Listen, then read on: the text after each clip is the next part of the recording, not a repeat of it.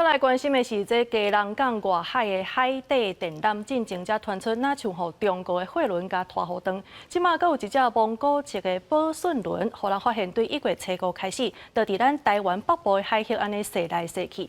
海巡署是表示讲，这船顶是有一个台湾人甲10个印尼人，目前是无发现任何损害。也那专家是建议，这海巡署爱来加强空中的巡查能力，甲国安单位来建立有警的 SOP。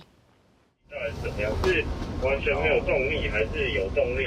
初5暗时10点外，这只蒙古籍货轮宝顺互海巡发现离岸收近，好亲像有航行顾虑。当时随派100吨级的巡防艇去查，对方表明是主机出问题。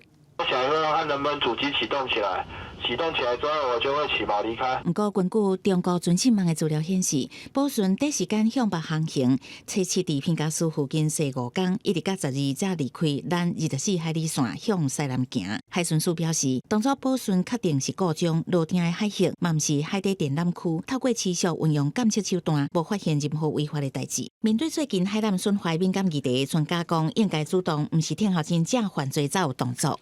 先就海巡的角度来看，它是在12海里之外，是我们没有办法去做执法。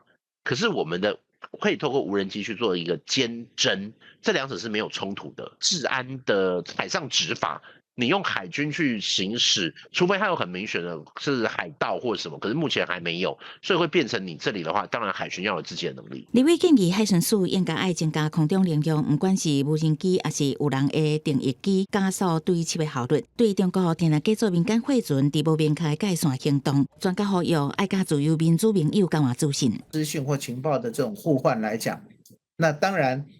因为这个船只如果它要靠近我们海底电缆，那日本、韩国可能掌握不到，或者是呢，就他们来讲，这个 AIP 的讯号对他们讲没什么重要的意义的。但是如果他们的船只刚好行经的附近，然后看到，那当然我们的海巡跟这些国家海巡建立一些讯息沟通管道，那就是非常重要的。国防安全研究院新明确建议，海巡应该甲国安单位共同建立意见 SOP。海巡署表示，进行已经跨部会协调，中华电信会针对高风险的海域加强监控，也甲 AIS 警示，并强化甲海巡署的联络同步。同时，交通部原来强化对科技船只入港的检查事项。